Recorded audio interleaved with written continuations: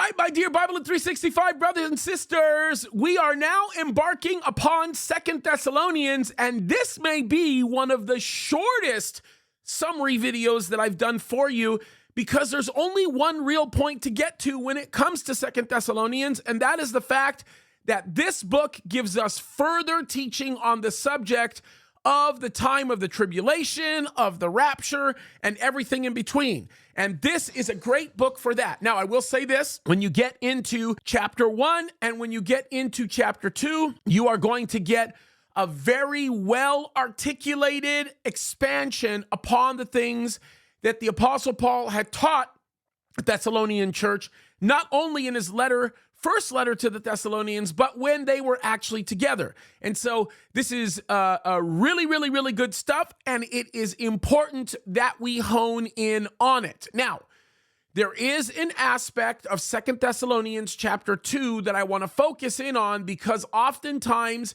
it is not understood to be correct. When it is written in chapter 2, verse 3, this is what it says in that verse. It says, "Let no man deceive you by any means, for that day shall not come except there come a falling away first, that the man of sin be revealed, the son of perdition." Now, by the way, I want to simply say this. When it talks about falling away in the King James, that, in my opinion, is not a correct translation. What it is actually speaking about is a departure, a departing. And what that actually means when we look at it in the original language is it is referring to the rapture. Now, what is it saying there? It's saying that the final Antichrist will not be revealed to the rest of the world until the church is raptured. Now, this is critically important for you to understand, because if you'll understand this, it will become your motivation for why you stand up for righteousness in the political arena. So understand what that means.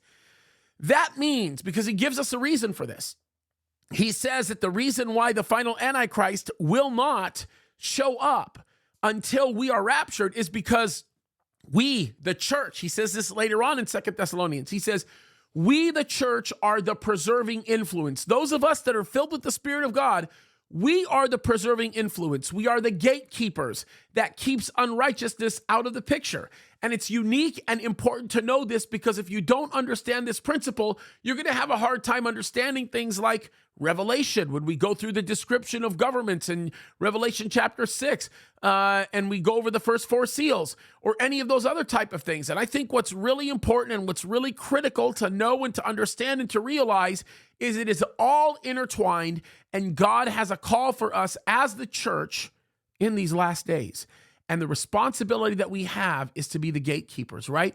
As we are filled with the Spirit of God, what do? We act as the preserving influence that keeps the enemy from allowing things to come into fruition the way that he wants them to. And it is really important. And so we go over that in 2 Thessalonians chapter 2. And with chapter 3, I want to bring this up because I think it's critical. There are several subjects that get discussed, but perhaps the most important takeaway in chapter 3 is that we need to be men and women of action, right? We are encouraged by the Apostle Paul to walk in obedience and not to stand in laziness in the task that God has put in front of us. And this is another motivation for us to serve God with all of our hearts and seek him. And folks, it's good stuff. By the way, I highly recommend that you go through my most recent teaching of 2 Thessalonians chapter 2. You can pull it on jamescadiz.com. I've got videos on it.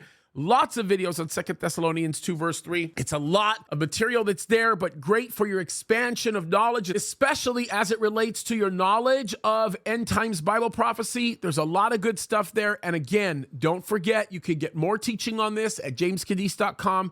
We're very happy to walk you through this stuff. You are becoming equipped. Folks, I hope you realize this. As you are making a commitment to get into the Word of God, I hope you recognize just how equipped you are becoming because of that commitment. God is honoring it. Continue to read. Continue to put him first. God's going to bless you as a result of it, you guys. All right, there it is. Keep fighting the good fight. And remember, Christ could come at any moment. God bless you guys.